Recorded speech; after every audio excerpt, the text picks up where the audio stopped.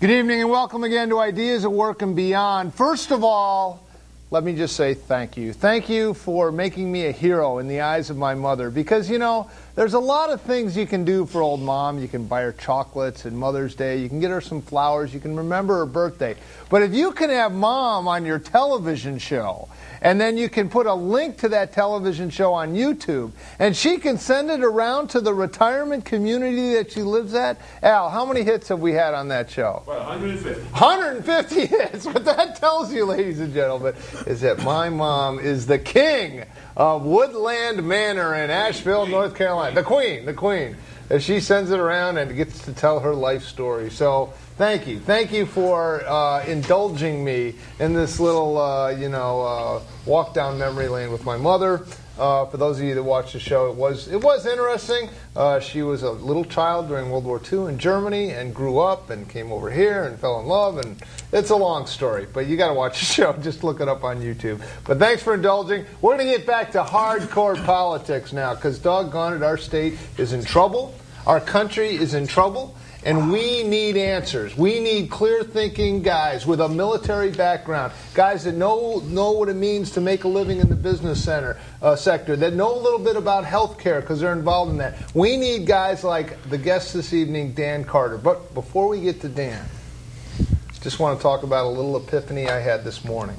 There I was, driving my car at the butt crack of dawn as I go down to my business, and I'm listening to, of all things, C-SPAN. Now, I know you may be saying at home, gosh, doesn't this guy have a life? He's listening to C-SPAN on his XM radio. But I was. During the morning, they had this interesting call-in show. And it was a show talking about the most recent employment figures that have come out. And they are what can only be described as anemic. We have spent 1 trillion, that's with a T, not an M for million, not a B for billion, but T for trillion. We have spent $1 trillion, and it's not even your tax dollars. It's basically debt that we're putting on our children and our grandchildren and our great-grandchildren. It's unconscionable how much money we're spending. But the government has got it in their head that the way we're going to stimulate this economy is pork barrel spending, handing out gifts to basically people that have supported the administration, unions, the UAWs, and others. And we spent all this money, and yet we haven't created jobs. The biggest boost we got in jobs was from census workers that went around with little notebooks and asked you, what nationality or race you were. That was the big boost that we've gotten from all this spending. You know, there was a man named Ronald Reagan, and in 1980 he said, you know what, we're in the doldrums. We have 20% prime rate, we have unemployment, we're in trouble. And his answer was to unleash the private sector, cut taxes. The highest tax rate when Ronald Reagan took office was somewhere in the neighborhood of 70%. Can you imagine working and having 70% of your pay confiscated by the government for heaven knows what? Then Ronald Reagan said, we're going to unleash the private sector. I'm telling you, I know this, I guess this show goes, I guess there's like 37,000 subscribers. Probably everyone else is watching the Yankees and the Mets right now. But for those of you clear-thinking and interesting people that are watching, I'm telling you that the only way to get out of this recession and get this economy back on track is through the private sector. We're not going to government spend, tax and government spend our way to prosperity, or heaven forbid, borrow money from the Chinese and the Japanese to finance all this government spending. That is not the road to prosperity. That is not the road to what built this great country of ours. What built this country of ours was individual initiative, people going out and putting their money at risk, having the guts and the courage to bet on their own initiative, starting businesses, getting jobs, bettering themselves, and providing for their family. That's what's going to get us out of this rut. And I just don't know if the current administration, both in Washington or the Democrats that control Hartford, even have it in their brain to figure out that that's what's going to cause us to grow. What's built this great state of ours, the Nutmeg State, is private industry. There's a PBS show right now called America, the Story About Us. And it talks about some of the military spending that went on in the Waterburys and the Hartfords and the New Havens and the Bridgeports. GE used to manufacture stuff. The Connecticut was a huge manufacturing center. Private companies providing good jobs. And where have they all gone? Right now in Connecticut, the unions are there's more unionized workers in the public sector than there is in the private sector. Basically, it's our tax dollars that are going to spend for these government-funded jobs, and you just don't see the prosperity. The prosperity will come in the United States if the government gets off the backs of the people, if you take away all this government spending and give some tax cuts to the private sectors, to the individual, to generate jobs. Abraham Lincoln said it best when he said, you cannot lift up the tax, or you cannot lift up the wage earner by tearing down the wage payer. And right now, across this country, we're in a recession, and the idea is let's just borrow, borrow, borrow, print, print, print, and we're going to borrow our way out of this, and it's not working. We spent $1 trillion, and when I, circling back around to my drive this morning, listening to C-SPAN, from across this country, Democrats and Republicans were calling into C-SPAN and talking about what it means to be unemployed and the fear that these guys have had, that they've been out of work for a year, 2 years, some going on a third year, and they just don't see where the jobs are coming because the factory in their town had been closed. There's no place that they can go. Guys that are saying, yeah, they're going to come and foreclose on my house. And the lack of hope was haunting. We need new ideas. We need to turn this thing around, and it's going to begin with guys like Dan Carter, who's running from the 2nd District, which includes Bethel, Danbury, and Reading. Those of you have an opportunity to hear from the man tonight, and he's going to tell you what his thoughts are about how we can turn this thing around, starting in Hartford, Connecticut right now. And Dan? Good to see you, Marty. I tend to rant a bit. I tend to take up all the oxygen in the room. Al and everyone around here just understands that. You're new to the family, so just allow me to get that off my chest. I appreciate the energy. I appreciate the energy. And you consider it's a funny thing. That's why I love this cable show. Because frankly, I don't know, Dave, do you get paid? Not enough. No one gets paid at this thing, so it's all volunteer. I mean, what are they going to do? Fire me? I don't think. I mean, if they fire me, it's really not. My wife thinks this whole thing's a big joke anyway, so she'd just be happy to have me stay home and watch. I don't know what are the TV shows on Thursday nights? Andy Griffith. Andy Griffith. Yeah. Right. Well, at least you got your mom in your corner. I got my mom. My mom. I mean, she is such a hit at the senior. Oh, it's great. Oh, that was such a wonderful thing. Okay, but let's talk about you. Okay. All right. You are running for the 2nd District. That was a new district that they made. How did that come about? Well, how did I come about running for the district? No, how did that? The second, district? Yeah. How did that? Well, I know they redistricted a number of years ago, and actually they're probably going to redistrict it a couple more years.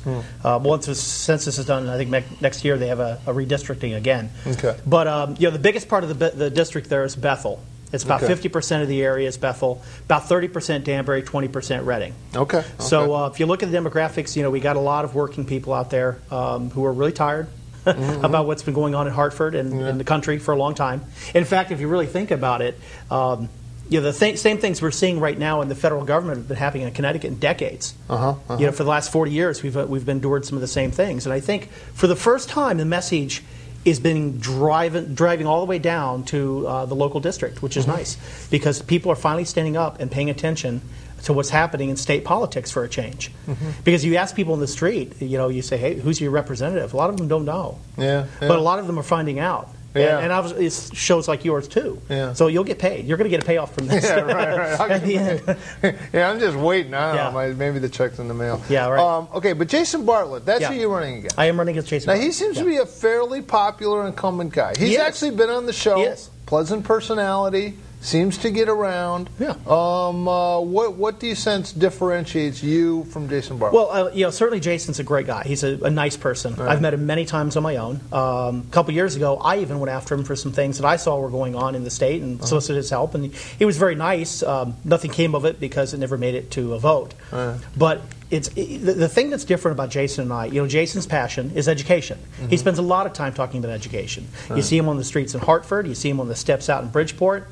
But right now what we have is not an education problem. We have a spending problem in the state of Connecticut.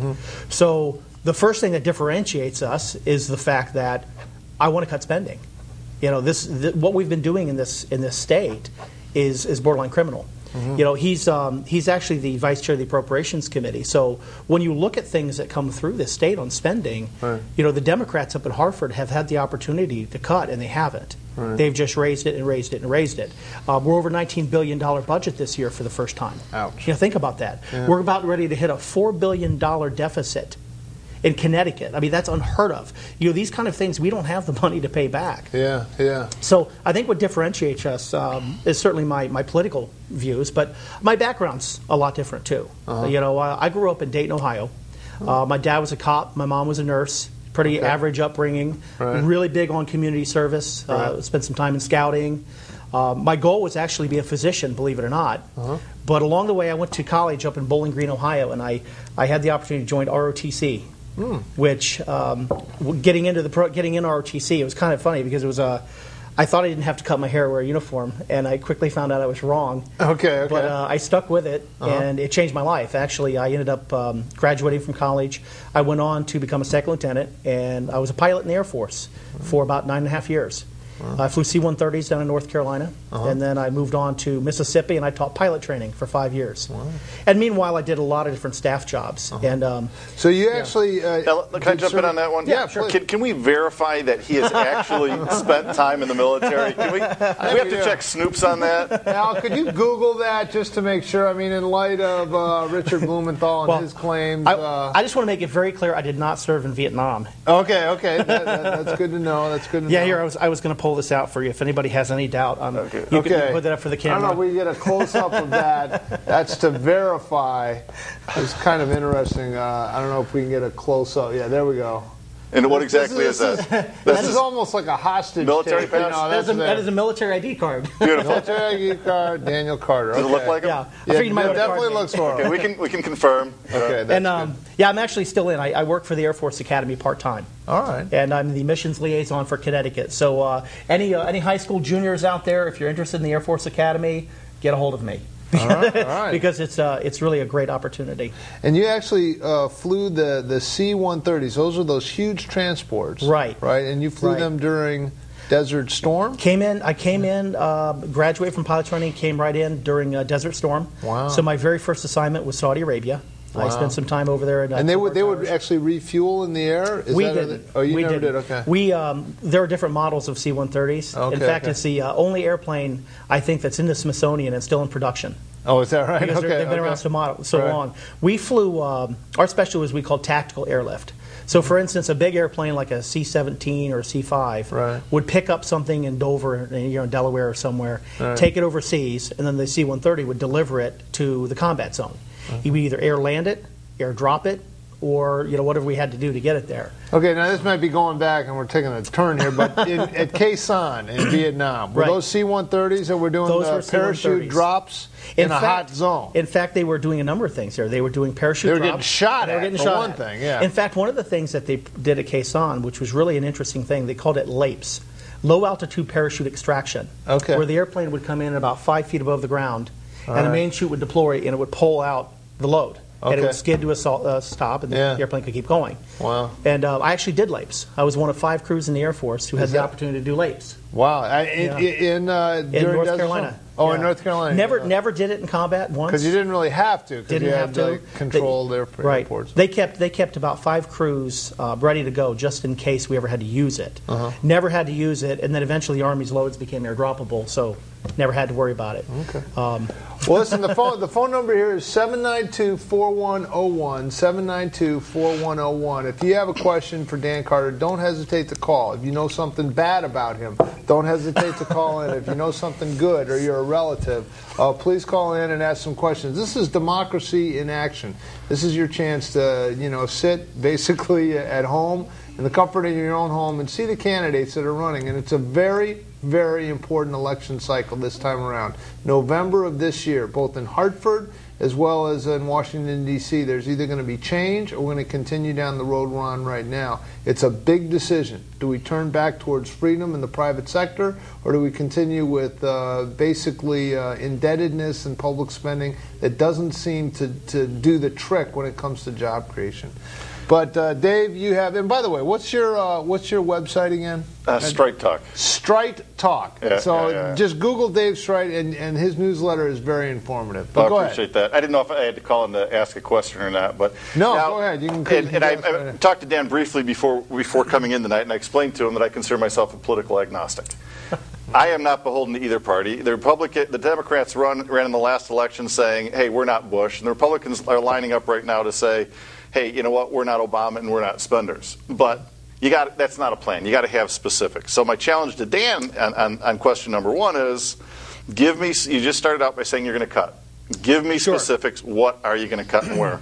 I really appreciate that because as we spoke about, and we didn't get a chance to finish the conversation, now that I've stepped into the arena of politics, I've noticed that a lot of politicians do speak in very broad platitudes. Yeah. And I don't know why that happens. I don't know if they're afraid of getting nailed down on something. Yeah, or that's exactly why they maybe do that. Maybe it is. Yeah. So some of the things that I know specifically. Like take our president who said we're not going to cut.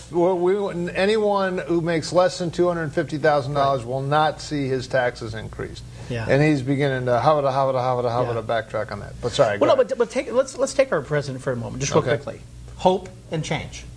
Think about that for a second. Yeah. There was nothing specific really thrown out there except hope and change. Yeah. They ran out a marketing message. It's kind of like Coke the real thing. Where's the beef? You name it, it's a marketing message that resonated. So that worked very well. But I think, especially in local politics, it's a little bit different. And all politics are local. So some of the things that I think we need to focus on specifically, when I talk about cutting spending, okay, if you look at the Connecticut budget, we've got about a $19 billion budget. It's just over that now this year. And if you look at some of where the budget comes from, we have a lot of things that you could say that we would cut.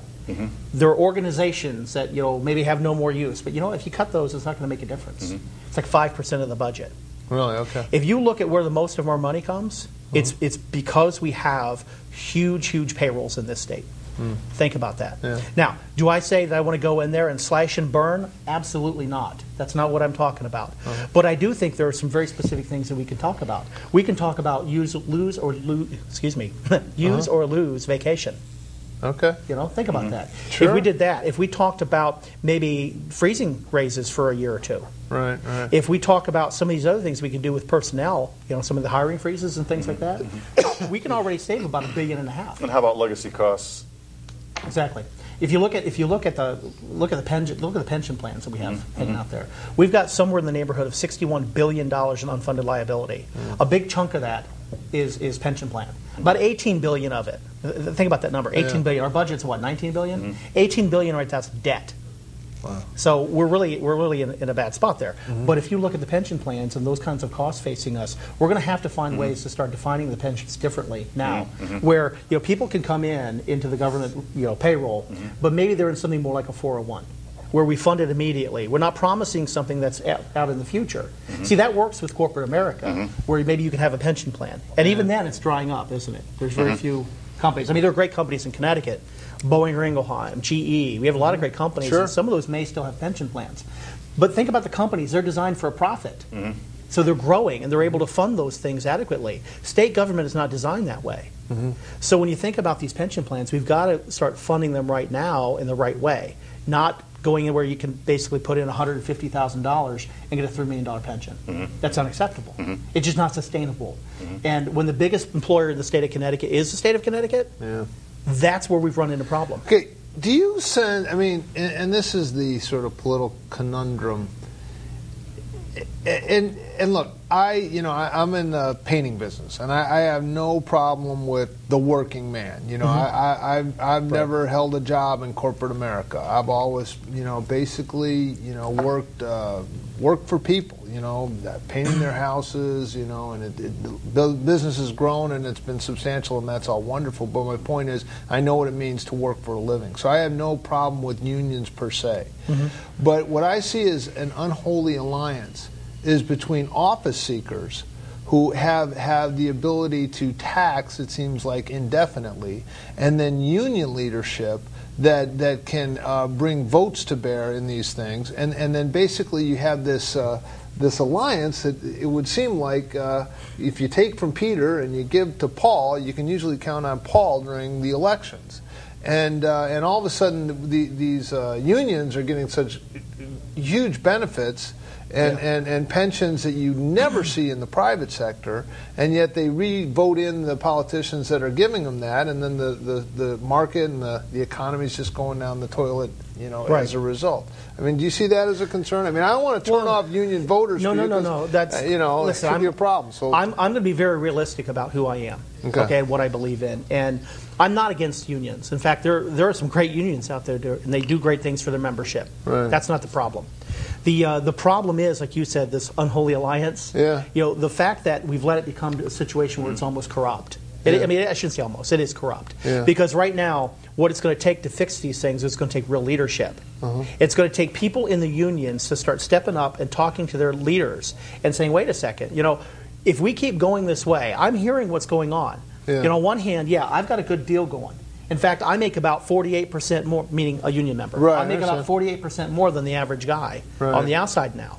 And if you look at job security. I've got job security. We're not going to have a down quarter and someone in Dusseldorf is going to decide that 20% of the labor's got to be cut. I mean, I have a friend, that's what happens. These multinational corporations, big bad corporations, hey, wait a minute. Right. You can be working there and all of a sudden someone decides that, the profits aren't where they need to be and we're getting ready to, sell our company or whatever. We've got to cut 10% of the workforce, and that's that.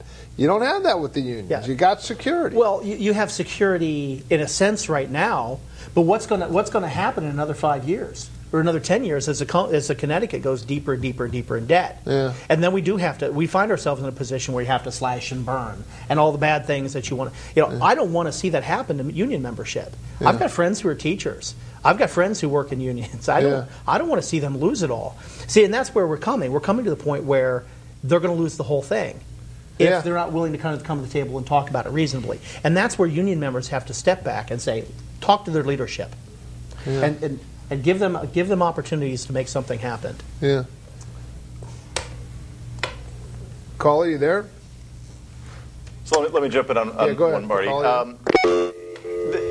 Dan, it seems the conundrum that we face in America right now is that we're just not creating jobs. Right. We can never compete against the Chinese. When the Chinese have an average annual income of about $6,000 a year in manufacturing jobs, when single factories over there employ 300,000 people, America will never be able to compete at the low end of the job scale. It seems to me, from a manufacturing standpoint, the only way we're going to be able to compete internationally is if we compete at the high end of the scale. So we have to compete in the high-tech sector. Right. In order to do that, we need more engineers, we need more technicians, we need more physicians, we need more scientists, we need more biologists. We need the top-tier thinkers in the world. Now, it's interesting to me that our campuses and our colleges train these people, and then the second they graduate, we say, okay, thanks for the money. There's your education. Now you got to get out of the country. What can we do to retain that think tank, that wealth of training, knowledge, and experience, that high-tech capability that's going to invent the new Microsoft, is going to invent the new technology that's going to provide jobs? Right. That's a great question because, and I see that in Connecticut specifically, but as a nation as a whole, it's happening. Mm-hmm. Now, I'll go local to broad. Locally, I worry about kids staying in Connecticut, including my own, because of what's happening with the economy. Mm-hmm. Obviously, businesses aren't staying here. So we got to keep those folks in here by less regulation. We got to do things to keep our businesses here. Number two, with regard to education, when people come out of college and now they're in this position where they have the opportunity to head back to their country. In fact, they're forced, like you said. I think that's where, even as a local politician here in Connecticut, we need to put some pressure on the federal government to maybe give these folks some visas. Give them a 4 or 5 year visa to stay here right after college. I mean, that would make a lot of sense. They do in Canada. My wife's from Canada. I have an extended family up there. And if you're a trained physician or if you're a physicist or some kind of engineer or you have resources that will grow the economy, boy, you have an open door. And I see it a lot, especially, my business is healthcare. Yeah. I see it a lot with folks who come here. They go to school, they go through residency, and then they get to the end of residency, and guess what? Now they're looking to maybe go home. In some instances, they get to stay here, but I think we could do a better job of, like you said, target the high-tech people and get them the opportunity to stay on. Yeah, and to your point, how's the Canadian economy doing versus the U.S. economy? I think it's not quite well. Yeah, it is amazingly really experiencing the problems quite as much. Let me just ask a couple other questions. Now, you have worked in the healthcare, market and in that industry.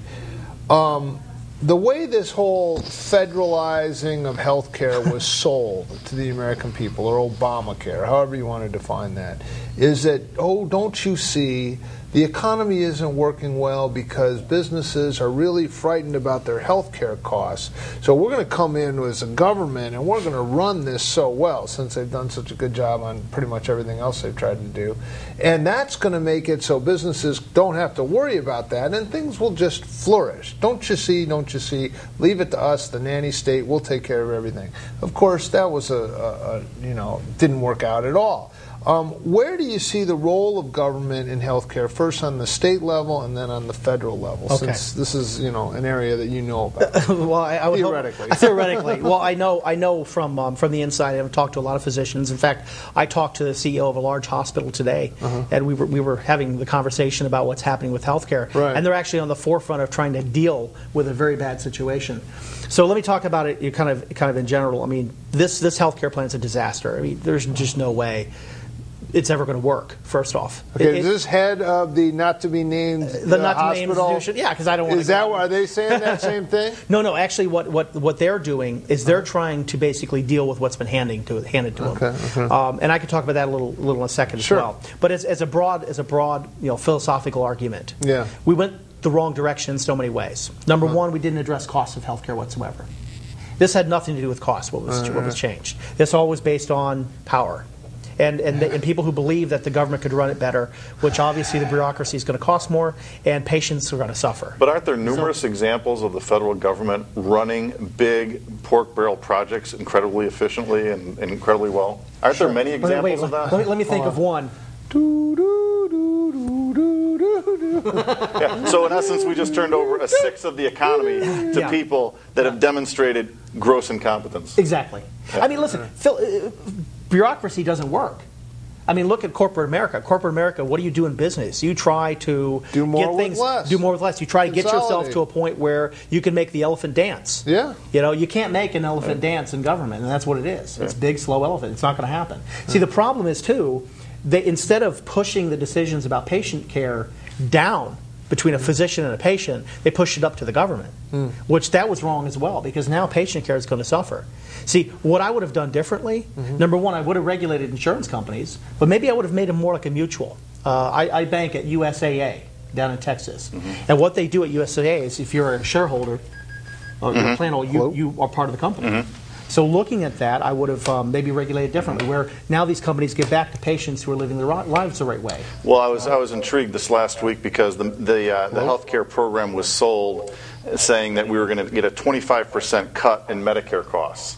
And if you noticed, last week the president was on TV every day pleading for increases in Medicare allocations for doctors because doctors were no longer taking Medicare patients. So that the only thing that he can lay claim to in 2 years in office was a Medicare program that has failed even before it's become law. Right. They've been putting off that Medicare. Is there a caller? Caller, if you're there, try. You got scared again. 438-2003. Come through on that. Caller, are you there? Try 438-2003. Go ahead. Okay, so speaking about the Medicare, that cut had been basically pushed back and back and back and back. And you're right. If we turn around right now and cut that 21 to 25%, there are a lot of physicians I know who would try not to take Medicare. So you can argue that they're going to spend less money as a government, but where are you going to go get a doctor? Let me tell you the thing that's going to win my vote. The first candidate that walks in here and says, I'm going to oppose every single piece of legislature that comes across my desk. That's the guy that gets my vote. I was talking to Gary Johnson. He was the former governor of New Mexico. And he said while he was in office, he vetoed 760 spending bills. He also made the comment that in one of his debates, one of the reporters said, "Well, Gary, I mean, how can we elect you to office? You're not going to get along with the opponent, with your opponents." And he said, you know what? If you want someone to get along with the opponents, yeah, you got the wrong guy. I'm not that guy.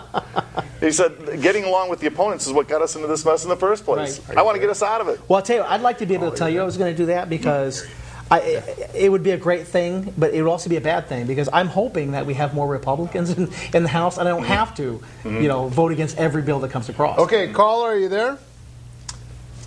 Okay.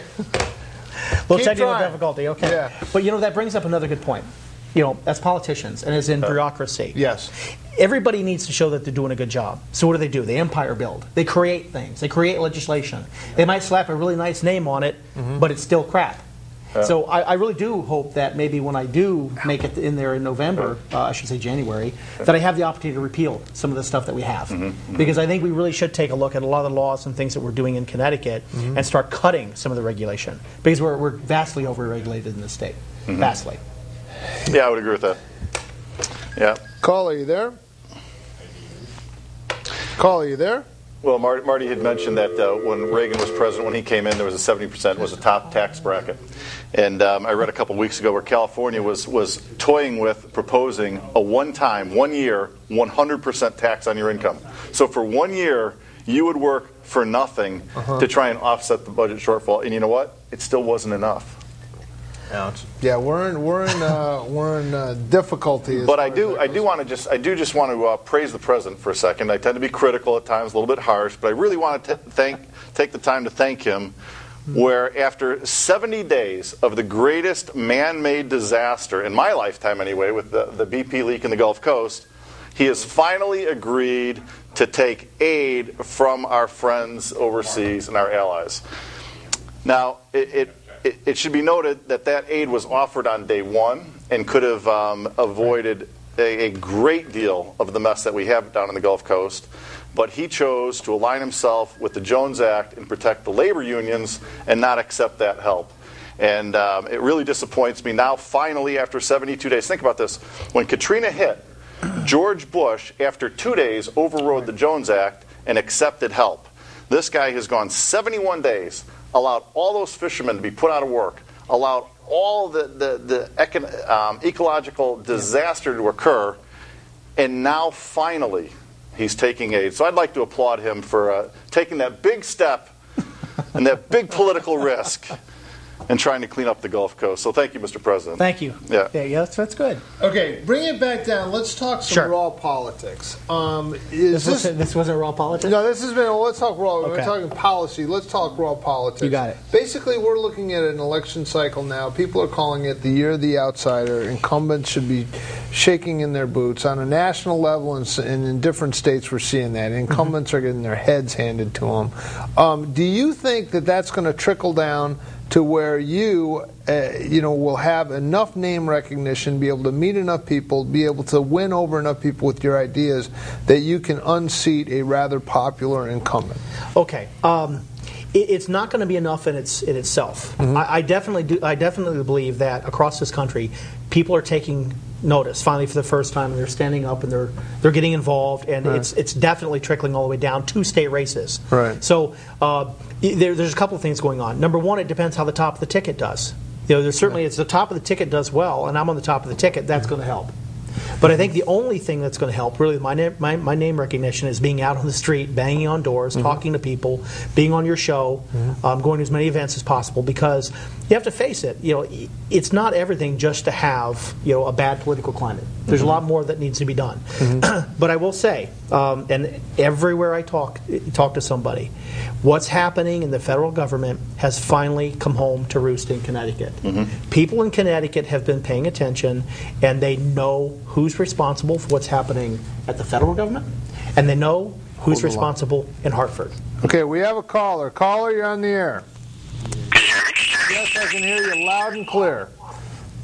All right. Quick question. We're talking about national issues right now, but you are running for state rep in the 2nd District, which includes Danbury, which includes Bethel, which includes Reading. In terms of Reading, can you actually in terms of Danbury, Bethel, and Reading, can you tell me like one specific thing that is a problem in those areas, and what would you do if elected to It's a valid question. We have been talking at about 30,000 feet. Let's get it down to the potholes, Parks and Rec. What are you going to do? Okay. There's a couple things that are happening locally that I see. First off, if you think about some of the issues that's happened in town, we've tried for a long time to get bonding for different things. Specifically, the railway plan out, happening in Bethel. Trying to get some things done up at Stony Hill, because Stony Hill, it's a wreck up there. That's not even my part of the district, but it's Bethel. So I think we do need to work towards getting some of these things, bonded and in there and in place. The hard thing is going to be, right now we've stopped bonding. Supposedly, although Governor Rell just somehow, miraculously, they're going to approve something over on Highway 84 here.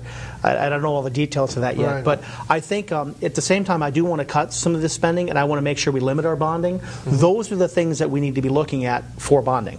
Okay. I think that we need to set responsible limits on it, but we still have to do some of those things. And I also like to see some more in that area with economic development, because you could look at doing some of the things to improve the exit off of 84 through Bethel. If you think about that, we're kind of getting shortchanged off of 84. The way it's designed up there, I'd love to see a better route, into Bethel. Working on those roads. I think that's something we should be looking for as well to help those businesses. Okay. What about economic development for just this region, Danbury, Reading, and in Bethel? I know you have the plan with the roads, but is there anything else that we can, A, keep the businesses that are already here, B, see those businesses expand, and then C, attract new businesses as well? Well, I think a lot of what we're going to do needs to be done across Connecticut as a whole. Things like get rid of the $250 fee that you have to pay for your business every year. In fact, in some businesses, it's gone up dramatically. Let's talk about Danbury Airport for a second. I know those folks out there pay, was maybe $3,000 for a permit to run an organization. Now it's $7,000. So there are a lot of state rules that affect our local businesses right here in Bethel, Danbury, Reading that we need to do. We need to get out of their way. We need to clear the way for them to do business more efficiently. So those are the kind of things. Can we agree? Can we agree on one thing? Can we agree to cut $2 for every dollar that we increase in spending or in taxes? Is that possible to do? Is it possible to do?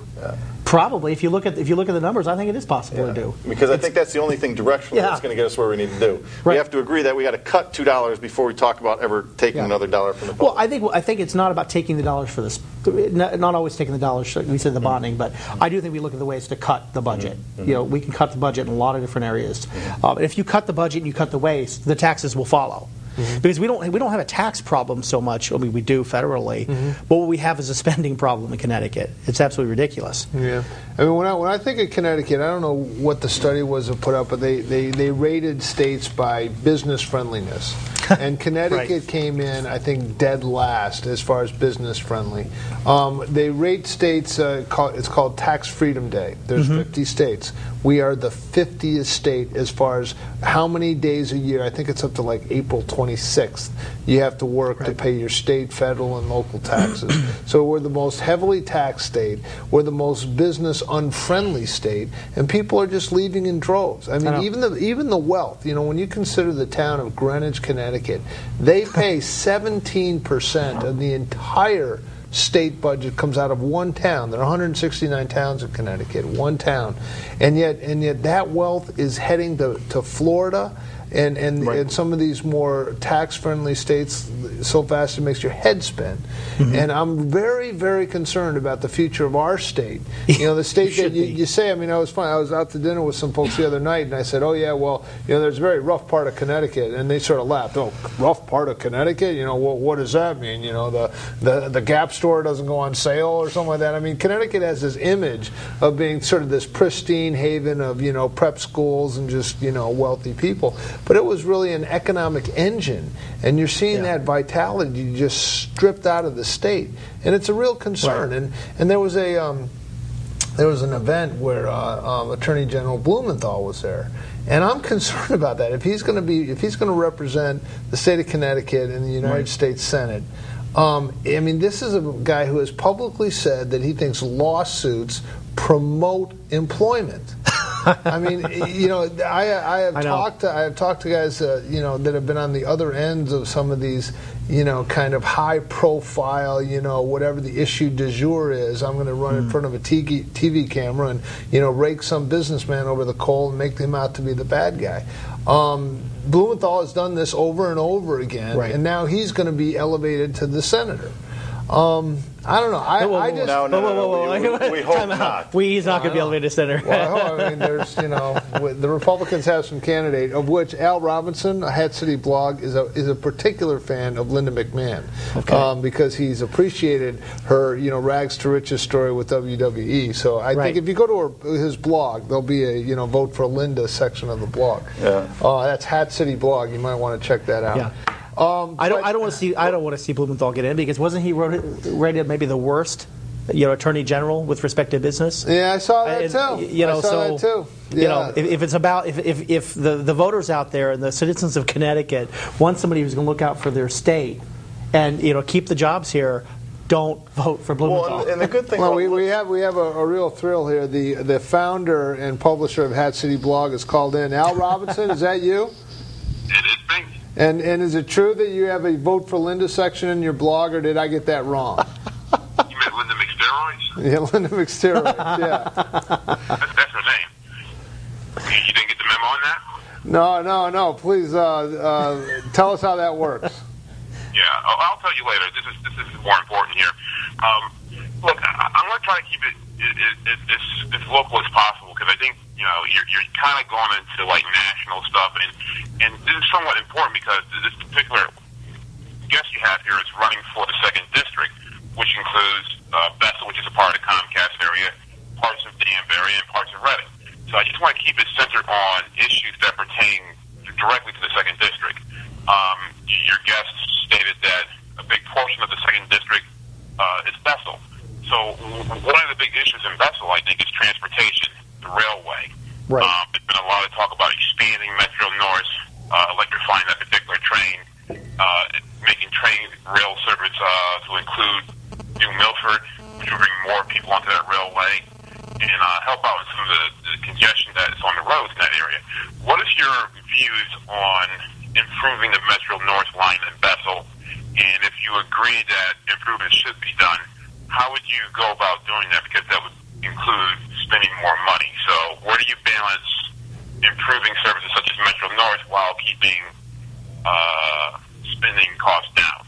All right, now stay on the line too, because I want you to follow up with that. Yeah, caller, thank you for your question, because I think it's a really good question. Obviously, the Bethel line there does need some improvement. There's no question about it, and I think it would be good for business in the long term if we're doing things to enhance that, getting more folks on the train from New Milford. That makes a lot of sense. Right. Now, what would I do about that? Right now, they're weighing it pretty heavily and looking at what they can do to help that railroad. If this is a case where we're going to have to spend a lot of money to increase the speed of the train 6 minutes, I'm not going to be for it. What do you define as a lot of money? Well, I think if they're looking at, $1 billion, when they're looking at some of these numbers, you're throwing around some pretty high numbers as to whether they're going to electrify it or not. You got to really look at it and see how much more we're going to get of that. It's one thing to say we're going to improve it, but let's make sure that when we improve it, it's going to be something that's real. What are the benefits of electrifying? Well, that's a good question. The speed, I think, probably is a benefit of electrifying. Maybe operating costs with the older cars. But the question is, will that offset $1.5 billion or $1 billion right now? If we're at a point where we need to make tough decisions and cut things in Connecticut, this could be one of those things. But I'm just saying, I want to approach it smart. Not just say, okay, I'm going to stand out there on a political platform and I'm going to grandstand and say, I'm going to bring railway service to Bethel. I'm going to improve it. Well, let's make a smart decision. Cost-benefit analysis. Exactly. Which I know they're doing right now. I know there's been a couple of hearings about. I'll be at the next hearing. Ask Al, see if he knows about that. Al, do you know what the cost-benefit analysis is? Al went on. He was working on his blog, which is Hat City Blog, which you might want to check out. Well, in your travels around the district, what are on people's minds? What are the top 3 issues that they really buttonhole you on and say, hey, look, this is what's driving me? Right. People are scared. People, number one, they're scared about their taxes going up. People always talk about that. There's no question about that. Federally speaking, I'm not going to have a lot to do with that right now. But with respect to state taxes, I can certainly push the taxes down as much as possible. I'd love to see a day where we don't have the income tax again. That would be great if we could get our economy to the point we could do that. This was supposed to be a temporary thing, right? Back in 1991? Yeah. I think that's number one. Yeah. I think people are very concerned about what's happening with jobs in Connecticut. Everybody knows somebody who's out of work. If you look at our area alone, we probably have around 7% or so unemployment, depending which town you're looking at. Right. We're pretty good as far as the state goes, but everybody still knows somebody out of work, and they're very worried about that. We've got companies in nearby like Boeing or Ingelheim. We have GE. We have Sikorsky. We have a lot of different companies in Connecticut. Ruger. Where we have people who are commuting to those companies. They're all worried about layoffs. My own company has downsized in the last maybe 4 years. Each year we've downsized. And I work for Pfizer. Pfizer is a huge employer in the state of Connecticut. And I've watched the same thing happen as well. So I think people are really concerned about their jobs. And finally, I think people are generally just concerned about the overall climate of the country. They're seeing more regulation. They're watching what's happened at a federal level. And I think they're making the connection what's happening here in Connecticut. I think they're just worried about what's happening with the overall temperament of the country at this point. A good role model to follow maybe is Indiana right now. Indiana this past year just had their credit rating upgraded when everybody else is being downgraded. They're running surpluses. Their unemployment rate's declining. Yeah, and they've done everything right. Yeah, and if you look at local, here in Connecticut, we just lost our bond rating, which specifically, what does that mean? Well, that means that it's going to cost the state of Connecticut more money to borrow money. Now, every government has to borrow money. There's no question about that. But the question is, do it like common sense. Don't spend what you don't have, and don't borrow what you can't pay back. Okay, caller, you're on the air.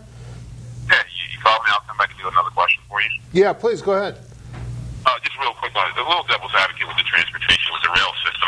Although there are spending costs that would be involved with that, I think you would also say some of that stuff might be offset by enticing companies to say, look, we have great rail service, we can get people in, and that might bring in more people into the area, which might bring in more money to that region.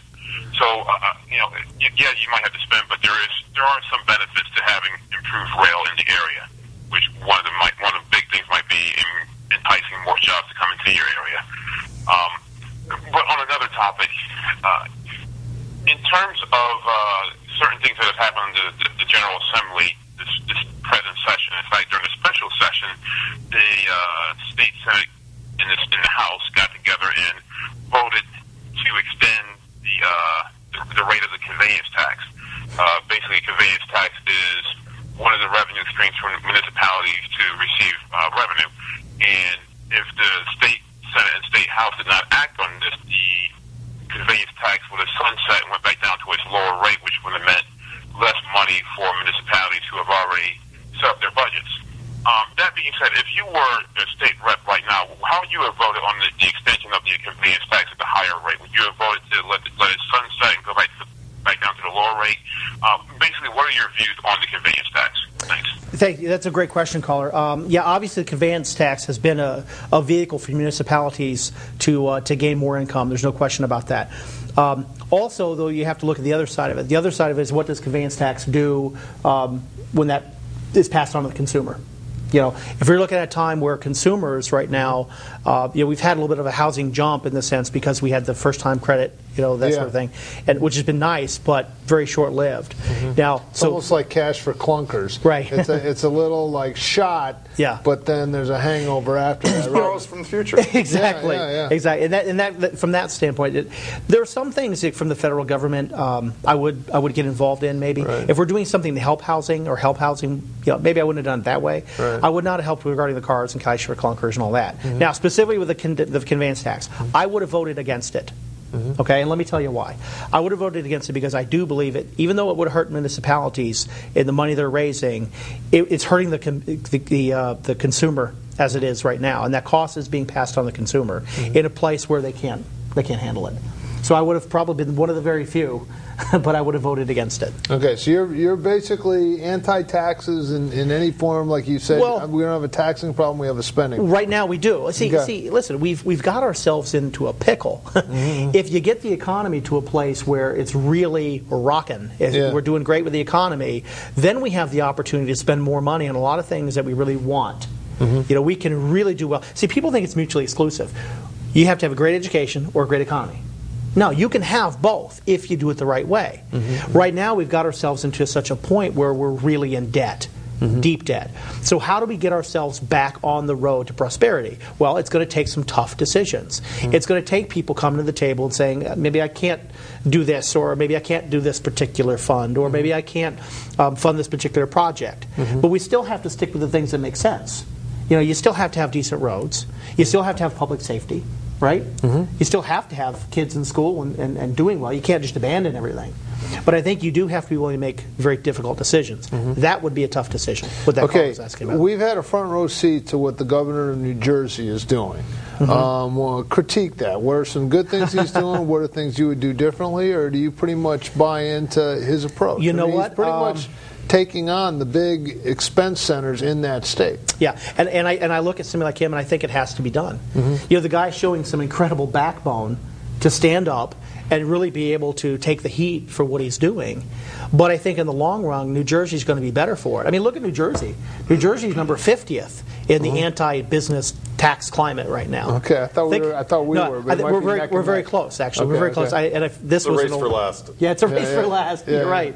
Come in last, and we're all winners. But it's interesting because if you look at Jersey right now, I think he's making some incredibly difficult decisions. And in the long run, even though it hurts right now, I think Jersey's going to be better for it. I mean, but you see some of the regional television commercials and some of the teachers unions and everything are making this guy out to be some sort of monsters. When you really look at it, they're saying, well, gosh, I mean, would you be willing to, instead of a 3.5% increase in your salary next year, would you possibly be willing to take 2.5% for 2 years? And then what do they do? And that is gutting education. Exactly. They come out and they not say, caring for children. I love that when they come out with the little media, the blurb, and they say, oh, this guy lowered education, or he cut education. Gutted it. Eviscerated it. The children are going to be, shoeless in the streets because of what they're doing. Well, it's really important. It's really important for average Q voter out there to take a look at the media and really, really research for themselves what's going on.